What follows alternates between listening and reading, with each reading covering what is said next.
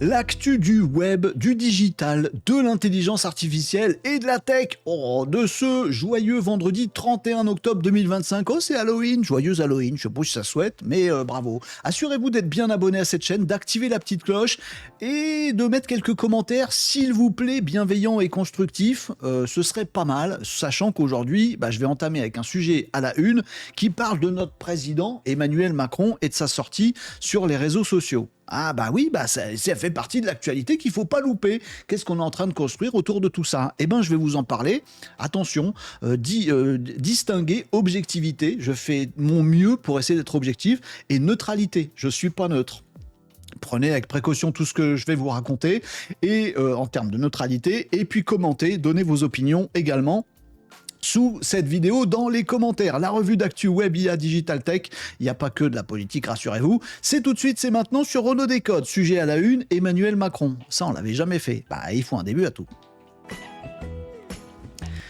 Au Forum de la Paix. Ah non, au Forum de Paris. Ah bon, d'accord, les Frenchies sont de la partie, et notamment notre chef à tous, faut pas que je dise ça comme ça, Emmanuel Macron, le président, a fait des sorties lors de ce sommet, de ce Forum de la Paix tenu à Paris, donc c'est 29 et 30 octobre, hier et avant-hier à l'heure où je vous parle de ce sujet, et je vais pas vous parler des sorties des uns et des autres et de tout ce qu'a raconté Emmanuel Macron, on va se concentrer sur sa sortie absolument dingue selon moi, dingue parce qu'il n'y avait jamais eu de sortie de ce type, et là, bloom, on va les deux pieds dans le même plat. Emmanuel Macron nous parle des réseaux sociaux et nous parle des algorithmes des réseaux sociaux.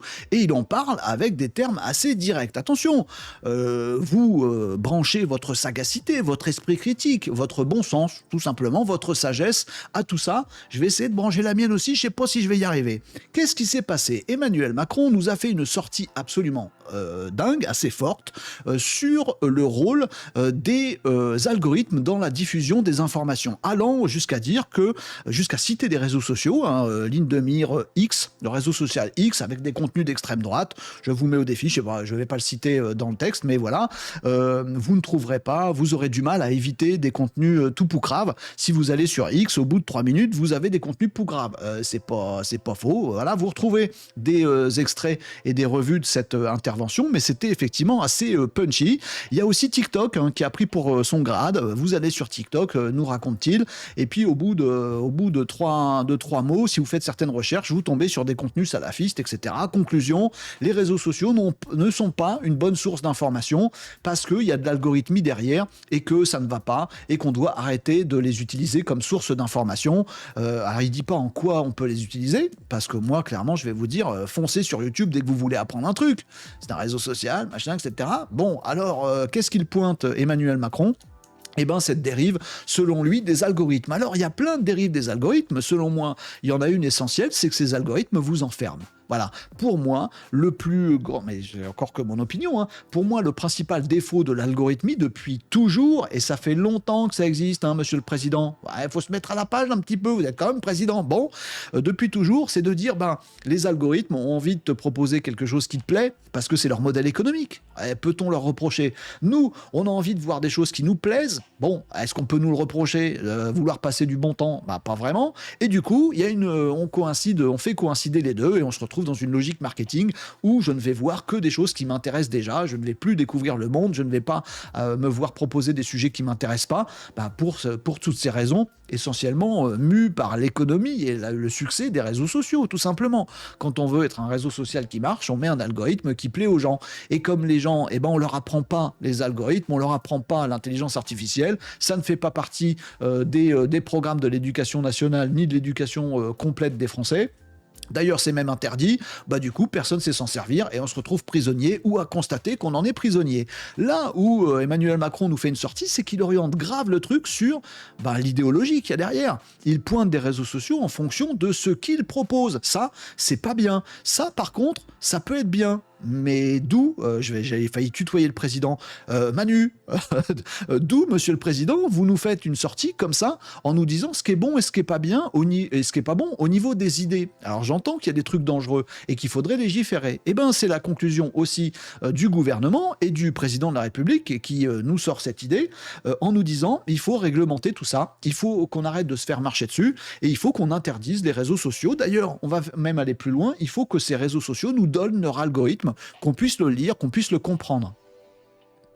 Non, alors, monsieur le président, avec tout le respect, comprenez déjà ce qu'est un algorithme, comprenez que c'est le cœur de la valeur ajoutée de l'entreprise qui détient le réseau social et qu'elle va pas vous le filer et que même si elle vous le filait, vous y comprendrez que dalle. C'est pas un petit machin écrit sur un calepin si vous voulez un algorithme, c'est un peu plus compliqué que ça. Mais bon, on vous expliquera, n'hésitez pas à passer sur Renaud Décode quand vous voulez. Mais en tout cas, on nous dit, bah voilà, il va falloir que ces gens nous fournissent leur algorithme, il va falloir qu'on arrête les contenus interdits, il va falloir qu'on fasse des lois, qu'on légifère pour interdire, notamment certains, et peut-être moins d'autres. Et la télé, monsieur le président, est-ce qu'on peut l'interdire aussi? Et les médias, globalement? Bah oui, parce que quelqu'un qui va à la téloche présenter le JT de 20h, le contenu, il est fait par l'équipe éditoriale qui a décidé de faire un tri dans ces sujets. Il y en a dont ils nous parlent, des trucs négatifs qui nous font rester devant la téloche pour voir les pubs, bouffer du popcorn qu'on a acheté parce qu'on a vu la pub pendant la télé. Ah, bah c'est du marketing aussi, et c'est aussi quelque part de l'algorithmie totale, de savoir que les gens, ils préfèrent des mauvaises nouvelles. Du coup, le JT de 20h, il est peuplé de mauvaises nouvelles. C'est de notre faute aussi. C'est le système qui est comme ça. Changeons le système, plutôt que de s'attaquer à des choses un petit peu balottes. Moi, je m'interroge, encore une fois, attention, j'essaye au mieux que je peux d'être objectif. Par contre, j'ai jamais dit que j'étais neutre, je suis pas journaliste et on est là aussi, on fait l'enregistrement de ces revues d'actualité en live pour qu'on puisse débattre et discuter.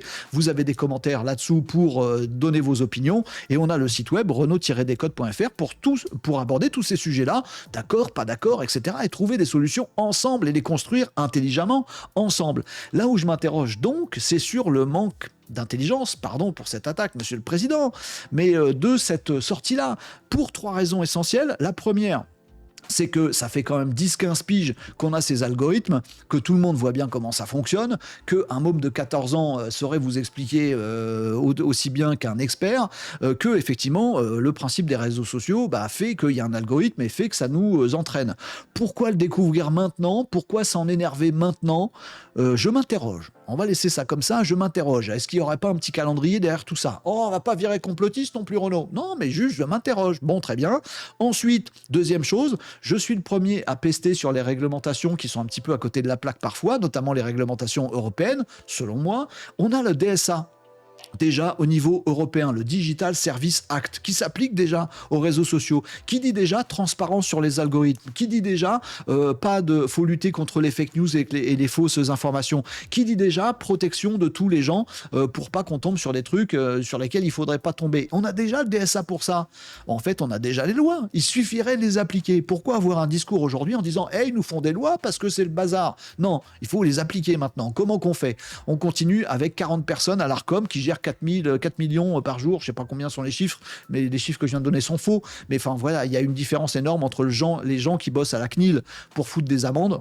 Ils devraient se battre pour nous protéger plutôt qu'autre chose et d'être constructifs, à mon avis, à l'Arcom et ailleurs.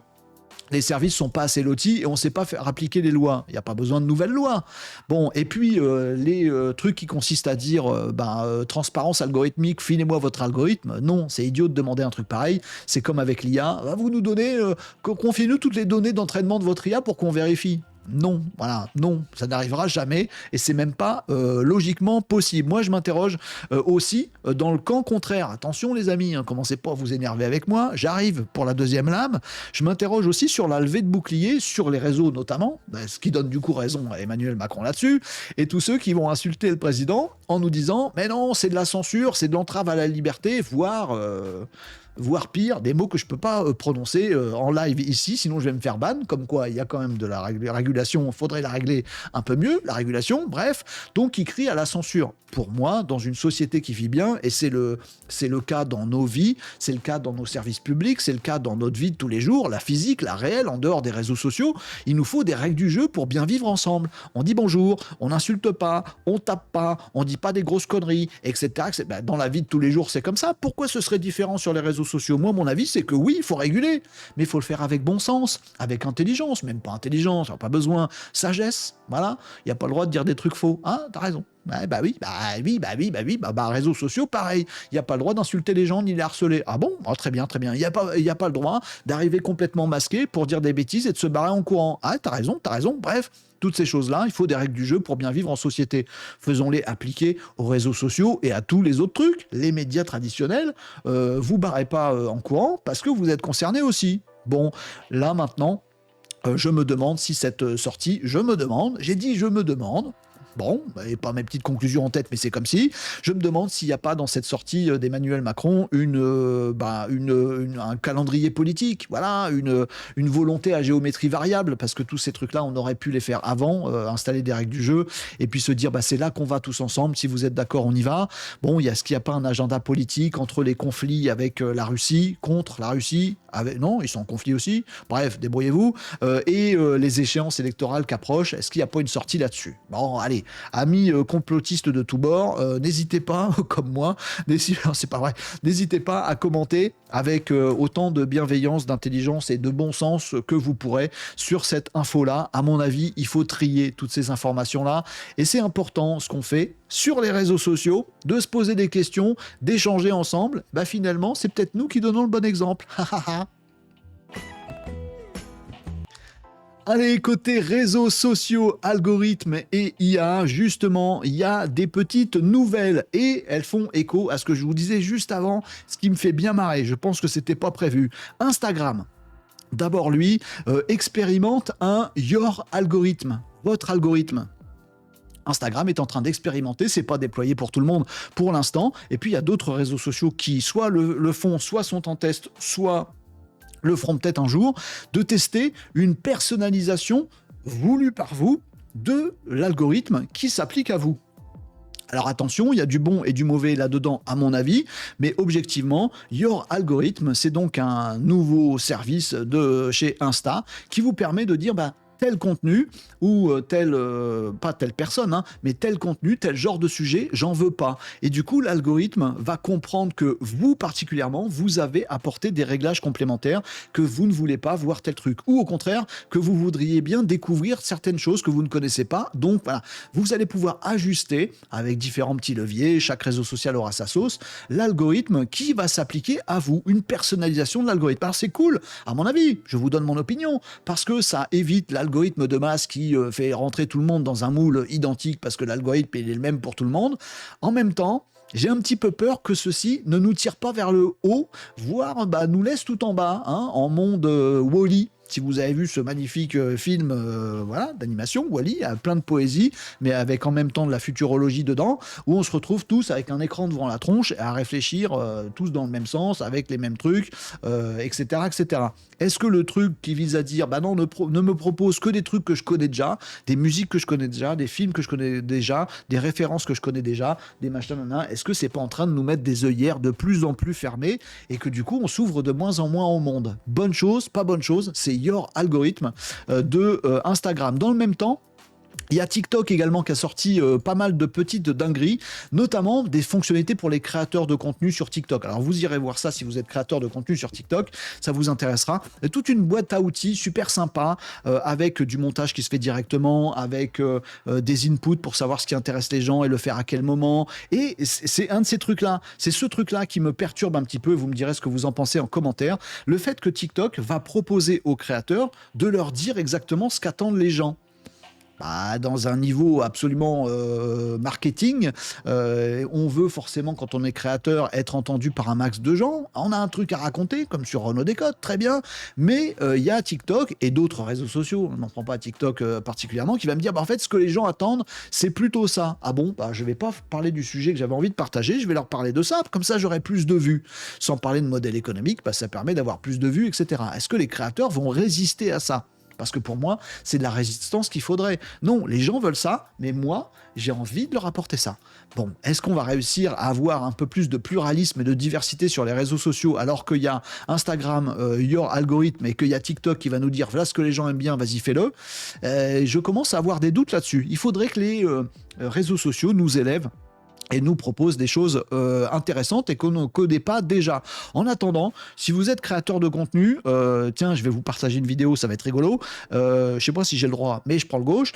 Si vous avez envie de faire beaucoup de vues, en fait, faut faire manger aux gens ce qu'ils ont envie de manger. Par exemple, une vidéo qui serait genre prise en cachette, genre caméra de surveillance. Ah, ça vous intéresse, hein. Vous voyez votre cerveau limbique qui se déclenche tout de suite. Avec, il faudrait un animal, un chien gentil, un labrador. Ça, c'est bien pour faire marcher les vidéos. Il faudrait un enfant, un chien, un chaton, un chien, un enfant. Ah, ça, ce serait bien. Et puis du dramatique. Et puis, qu'est-ce qu'on aime bien aussi? Des choses un petit peu mystérieuses, genre Halloween, des fantômes, etc. Voilà, vous faites ça et vous avez, 54 millions en quelques jours. 54 millions en quelques jours pour cette vidéo que je vais vous montrer ici. Regardez-moi ça. Qu'est-ce qu'il fait le chien pour le... Oh là là! Incroyable! Prise depuis une caméra de vidéosurveillance. Ce chien a senti c'est le 8e sens du chien. Il est mignon ce chien. Il a sauvé la fillette. Regardez, elle a peur, elle s'éloigne, mais en fait c'était pour l'éloigner du danger. Oh, c'est magnifique. Voilà, si vous voulez faire un carton sur les réseaux sociaux, c'est ce genre de vidéo qu'il faut faire. Oui, il faut les faire. Oui, elle est fabriquée. Bon sens, esprit critique, il faut apprendre beaucoup de choses à l'école et dans notre société parce que cette vidéo est fake. Vous ferez des petits... elle est fake, elle est générée par l'intelligence artificielle. Il n'y a pas de petits... filigrane qui apparaît pour vous le préciser. Tout le monde pense que c'est vrai. Il y en a certains qui disent que c'est faux, puis d'autres qui se battent en commentaire. Du coup, ça fait des millions, des dizaines de millions de vues en quelques instants avec cette vidéo qui est fake. Vous la retrouverez, vous me ferez pause à certains endroits, vous vous rendrez compte qu'il y a des petites imperfections. Attention, dans 1 an, 2 ans, il n'y a plus d'imperfections. Donc entre le marketing, les algorithmes et l'IA qui nous permet de faire des trucs absolument dingos, et dans 1 an, il n'y aura plus d'imperfections, est-ce qu'on n'est pas en train de se construire une société algorithmique qui nous donne exactement ce qu'on veut, quand on le veut, et est-ce que c'est pas une régression de nos petits cerveaux et de petit sens social en tant qu'humain? Je pose ça là, ce sera vos réflexions philosophiques du week-end. On veut de l'IA, on veut des réseaux sociaux pour ce qu'ils ont à nous apporter de bien au service de l'humain. Pour le reste, on est quand même carrément mitigé. Vous me direz ce que vous en pensez. Allez, dans le reste de l'actualité aujourd'hui, des petites news de l'intelligence artificielle, bien sûr, avec une première info qui concerne OpenAI qui serait en train, alors c'est à confirmer, mais à mon avis, ça va arriver de façon d'un moment à l'autre, OpenAI s'apprêterait à franchir un nouveau cap en préparant une IA générative de musique, de sons, de chansons. Voilà, c'est en train d'arriver, il y a des fuites qui nous en parlent, ce serait pas étonnant, OpenAI est dans une logique de capturer tout le marché grand public possible autour de l'intelligence artificielle et aujourd'hui ils n'ont pas de solution là-dessus alors qu'il y a des solutions absolument dingos qui existent. Si vous ne connaissez pas, je vous invite vivement à tester Suno. Alors c'est pas le truc d'OpenAI, Suno, mais c'est le truc génial pour faire de la musique. Même les musiciens maintenant commencent à se mettre à Suno parce que le truc est tellement poussé, tellement pointu et tellement toujours meilleur à chaque version que c'est assez bluffant et ça libère la créativité de tout le monde. En tout cas, on va se préparer à cette information. À un moment ou un autre, OpenAI sortira aussi son modèle d'IA générative de musique. Quand ça arrivera, et avec la puissance d'OpenAI, le grand public mondial va se mettre à créer des chansons partout. La fin de l'industrie musicale, tu nous fais flipper. Non, la liberté de création qu'on aura tous, musiciens ou pas musiciens, on va pouvoir créer des dingueries. On guette OpenAI sur ce sujet-là. Parallèlement, aussi sur un peu le sujet de la création et des droits d'auteur, il y a une étude qui a été faite par des universitaires américains qui ont construit leur propre IA. Attention, ce que je vais vous dire là, c'est pas avec une IA du marché, ChatGPT, Claude, Gemini, Mistral, etc. Ils ont fait une IA spécialisée dans le fait de retirer le style d'un écrit. Voilà, pouvoir comprendre la sémantique, les mots employés, les constructions d'idées, de phrases, de paragraphes, de machin. Vous voyez, saisir toute l'essence même de l'auteur qui a écrit un bouquin. Et cette étude, elle conclut sur un truc très simple. Grâce à notre IA, qui pourrait être un jour grand public, voire open source, on pourrait tous l'avoir à la maison. Grâce à cette IA, nous disent-ils, pour l'instant elle n'est pas grand public, ils nous disent qu'ils ont réussi à entraîner une IA pour laquelle il suffit de donner 2 livres du même auteur, et en ayant seulement 2 bouquins écrits par un auteur, il est capable de reproduire très fidèlement le style, la patte, le phrasé d'un auteur pour écrire un 3e bouquin à sa place. Bah bonne chose, ça libère la créativité de tout, on va tous pouvoir écrire des bouquins avec notre style et c'est super bien. Faudra juste en écrire 2 d'abord hein, pour que ça commence. Ah bah ça va nous faire du boulot, ou mauvaise nouvelle, parce que c'est la porte ouverte à tout ce qui est copification dans les œuvres littéraires en plus d'être musicales comme je vous le disais juste avant. Bon, en complément de ces informations dans lesquelles il y a à boire et à manger sur les news de l'IA, je voulais vous faire la mention de ce modèle qui est sorti qui s'appelle Minimax M2. Minimax, c'est une entreprise chinoise qui a aussi un pied-à-terre aux États-Unis, donc on est ennemis mais quand même, voilà, très réputé, Minimax, qui vient de sortir un nouveau modèle qui est le Minimax M2. Il a la particularité ce modèle d'être agentique. Donc il est capable d'action, il est capable de réflexion, il est très très bon. C'est un gros modèle, un large modèle. Donc vous pouvez le faire tourner, mais il vous faudra des bécanes parce que oui, vous pouvez le faire tourner en théorie parce qu'il est open source ce modèle. Et concurrent de tous les géants que l'on connaît, des Gomax, les Google, les Anthropic, les OpenAI, etc., etc. Et ce fameux Minimax M2, qui est agentique, qui est un très gros modèle, il y a 230 milliards de paramètres, qui a une grande fenêtre de contexte de plus de 200 000, je crois, tokens. Donc ça fait assez large quand même pour faire des tas de choses. Il est aussi en mode Mixture of Experts, c'est-à-dire qu'il n'y a pas tous les paramètres qui se déclenche en fonction de ce que vous lui demandez. Il n'y a qu'une partie des paramètres qui travaillent.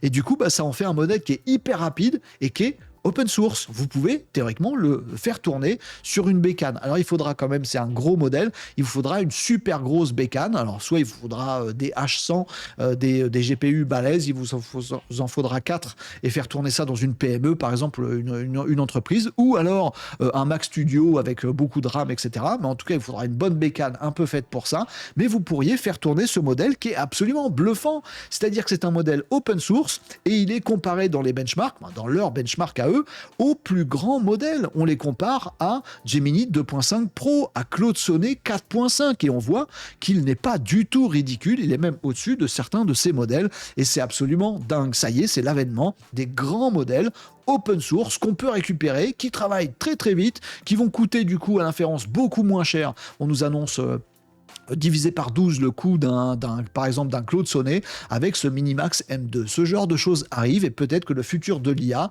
c'est de l'IA partout dans nos entreprises, à nos côtés, plutôt qu'en mode distribué par des grosses entreprises qui nous font payer un abonnement. On verra ça, mais en tout cas ça avance et là c'est un pas de géant dans l'open source avec ce modèle qui vient de tout perturber, de reprendre la tête de tous les classements des IA, que ce soit open source ou pas. Non, il n'a pas la tête des classements pas open source, mais il est vraiment dans le peloton de tête. Vous ferez attention aux courbes, elles sont à l'envers. Ça, c'est le prix, mais il y a 0 à droite et il y a plus cher à gauche. Donc Minimax M2 se classe ici, donc au-dessus de tous les modèles confrères.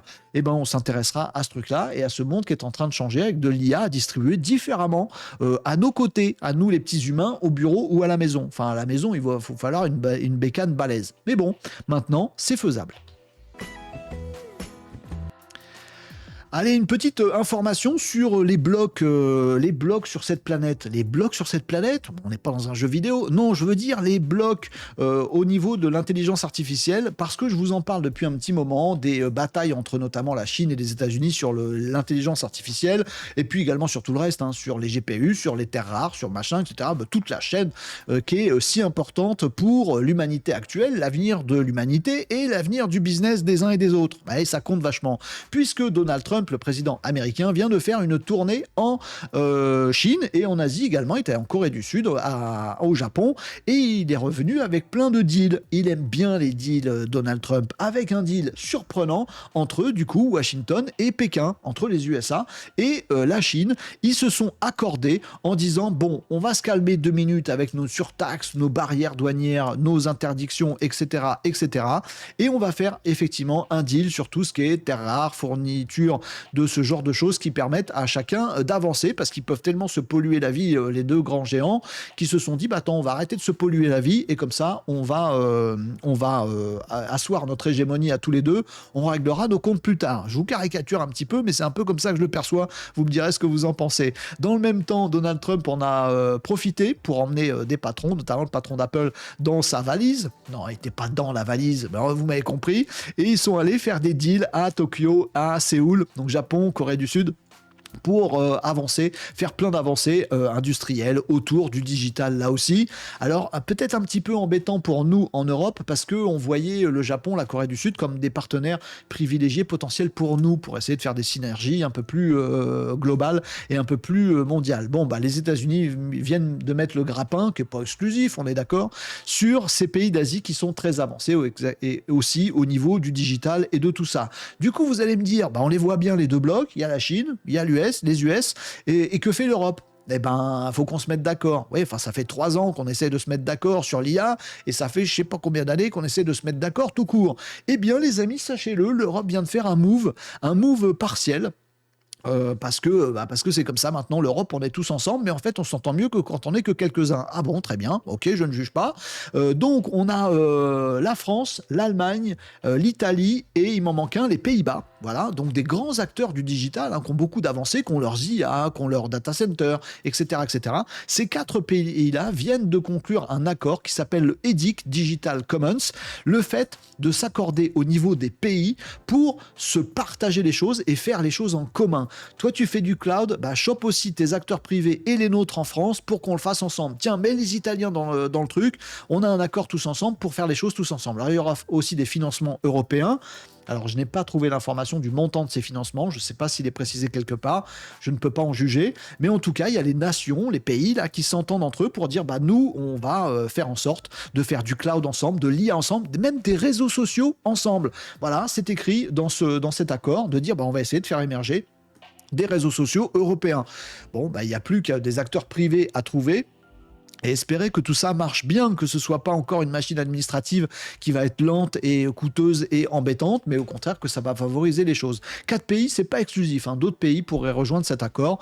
Peut-être que c'est le début du commencement de quelque chose, de faire du digital global, cloud, IA, réseaux sociaux, tout le reste, au niveau européen. Peut-être, je m'enthousiasme un peu vite, mais il faut profiter des bonnes nouvelles. Donc peut-être un 3e bloc, peut-être qu'en 2040, on aura le bloc européen qui sera presque à la hauteur de la Chine et des USA de 2025. Oh, non, je suis acerbe. Non, c'est un début de quelque chose, il faut s'en féliciter. Allez, 2 dernières infos de cette revue d'actu avec d'abord une grosse information logicielle, outils, services accessibles à tous. Oh, vous allez kiffer parce que je pense que vous connaissez Canva. Voilà, l'outil qui vous permet de faire absolument tout ce qui est visuel, voilà, tout ce qui est création visuelle, vous faites vos miniatures, vous faites vos flyers, vous faites vos images d'illustration de votre site web, vous faites des présentations, vous faites des petits films, vous faites des animations, bref, tout ce qui est création visuelle, vous le faites avec Canva, vous avez peut-être raison, voilà, ça devient le géant, la plateforme de service qui propose absolument tout ce qu'il faut dans la création visuelle. Eh bien, c'était leur petite fiesta ces jours-ci et ils nous ont annoncé 2 nouvelles dingueries. Mues par quoi, à votre avis ? Bien sûr, par l'intelligence artificielle, avec notamment, vous irez regarder le détail si ça vous intéresse et que vous êtes utilisateur de Canva. Si vous ne l'êtes pas encore, je vous conseille d'y aller. C'est un service en ligne, on paye un abonnement, on n'installe que dalle et on peut faire des tas de dingueries, avec notamment le AI Power Visual Suite, donc une suite complète dans laquelle vous allez pouvoir faire tout ce que vous voulez avec l'intelligence artificielle. Vous le voyez sur les images que vous ne voyez pas, le fait de pouvoir commenter absolument, commenter une image. Tiens, j'ai fait mon flyer, s'il te plaît, est-ce que tu peux le modifier comme ça? Blim, il vous le fait. Que ce soit du visuel, du graphique, que ce soit de la vidéo, que ce soit ce que vous voulez, vous aurez de l'intelligence artificielle absolument partout pour faire des tas de dingueries. Vous irez regarder dans le détail tout ça. Mais en gros, Canva devient AI first et vous permet d'avoir des super pouvoirs de création absolument partout, même si vous n'êtes pas créatif. Mais attends, il y a des gens aussi qui font du design, qui s'intéressent à Canva. Alors, il y a une bonne nouvelle aussi pour eux. Vous savez peut-être pas que Canva a racheté une boîte qui s'appelle Affinity, qui est spécialiste de tout ce qui est design professionnel en mode vectoriel, vous savez, des trucs qu'utilisent les vrais pros du design, pas les kikous comme moi qui faisons des miniatures dans Canva. Bon, et bien maintenant, tout ce qui est vectoriel, donc de Affinity historiquement, devient gratuit dans Canva. Donc vous allez pouvoir tout faire, que ce soit de l'image, du vectoriel, de la vidéo, du machin, tout retoucher, créer, modifier, tout ça depuis Canva avec cette suite mue par l'intelligence artificielle qui s'annonce fantastique. Elle n'est pas encore déployée pour tout le monde, partout sur la planète, mais ça va arriver très vite. Donc Donc bah voilà, si aujourd'hui vous êtes un peu limité dans votre création visuelle, ce que je suis en train de vous dire n'est absolument pas sponsorisé évidemment, je vous enjoins à regarder un petit peu ce nouveau Canva qui est en train de sortir en ce moment. Et le sujet tech du jour, j'aime beaucoup finir par des robots. Ah, vous savez que j'aime ça, les robots.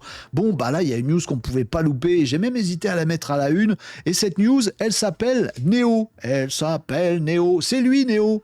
Non, c'est pas lui. C'est pas la dame. C'est lui. Ah, qu'est-ce que tu sais? Eh bien, c'est un robot humanoïde fait par la société 1X Technology. Ça ne doit pas se dire comme ça. 1X Technology. Qui offre des fleurs à madame. Dis donc, tu vas pas piquer mon épouse, toi, le robot, qui vous porte vos courses, qui vous ouvre les portes, qui s'occupe de toutes les tâches ménagères. Non, ça, c'est le monsieur qui porte. Ah bah non, le robot porte les trucs lourds juste après. Il sait vider les poubelles. J'espère que c'est des poubelles et qu'il n'est pas en train de se barrer avec l'argenterie. Il sait descendre les escaliers sans se vautrer. Ça, c'est plutôt une bonne nouvelle.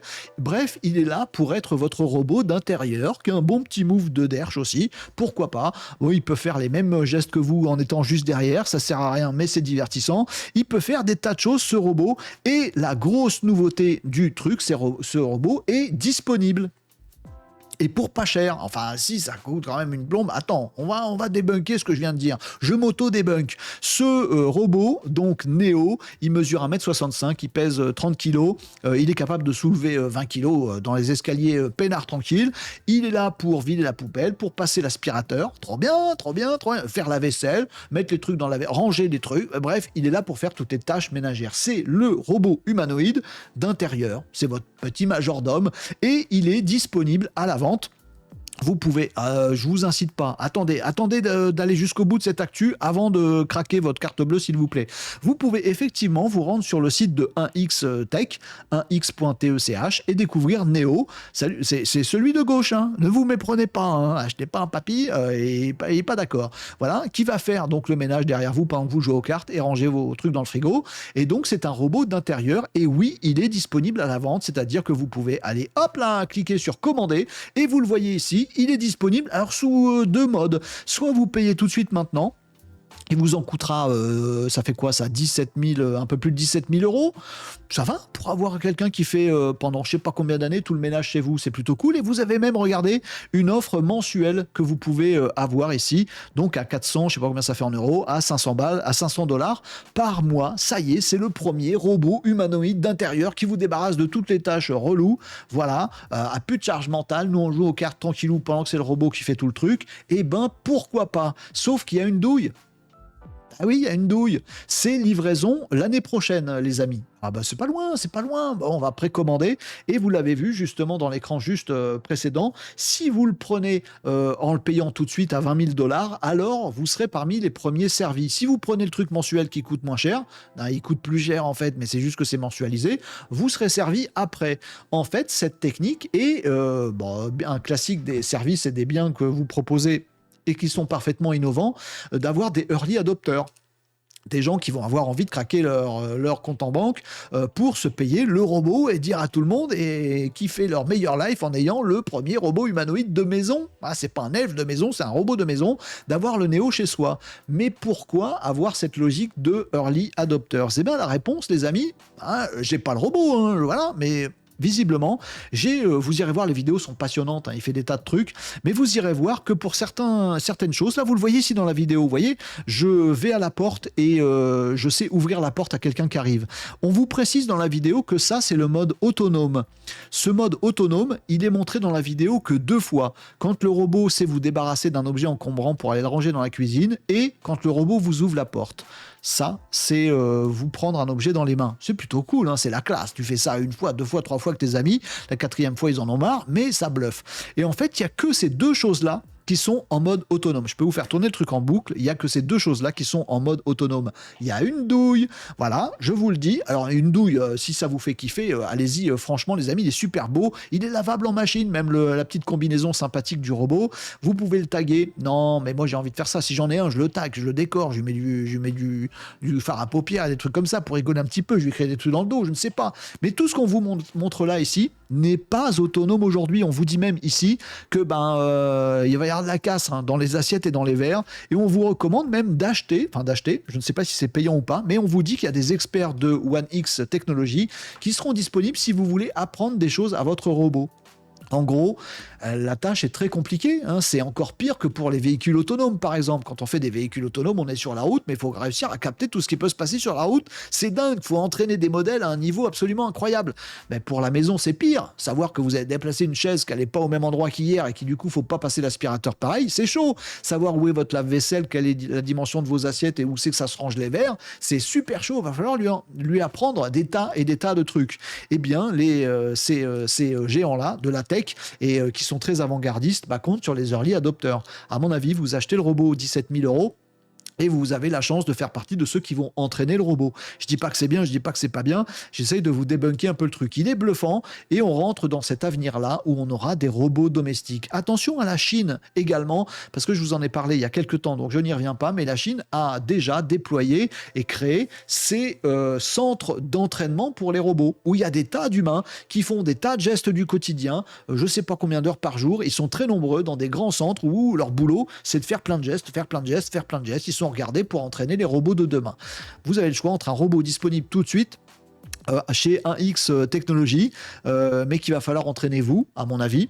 Il peut tenir la porte, c'est déjà pas mal, c'est déjà rigolo. 17 000 euros pour tenir la porte, bon, je sais pas, ou attendre des robots chinois. Il y a une bataille en ce moment qui est en train de se faire sur l'entraînement des robots. Ils sont là, ils sont prêts, ça nous le montre. Le truc est absolument dingue, mais il y a tellement d'obstacles et il y a tellement de choses qu'il faut leur apprendre que ça va prendre encore un petit peu de temps avant qu'ils soient super efficaces, clé en main, à la C3PO. Bon, on verra bien ce que ça donne, mais en tout cas, cette news me hype. Mais attention, il y a quand même pas un petit mensonge, mais il y a quand même cette logique qu'il fallait que je vous explique. Voilà, les robots sont là, et ils sont pas encore super performants, mais ils vont le devenir grâce à qui ?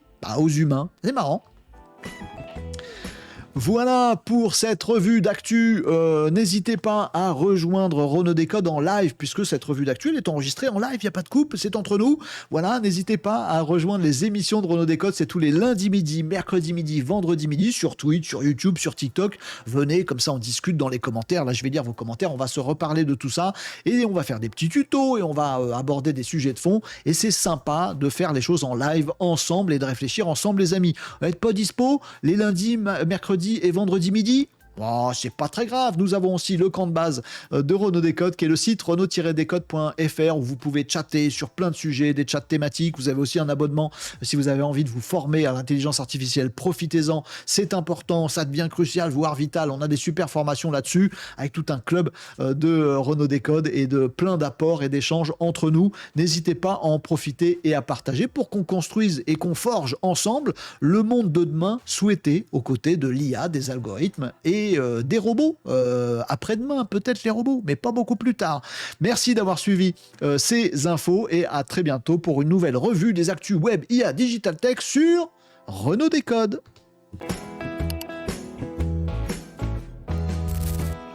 Moi aussi, je fais des moves de robots.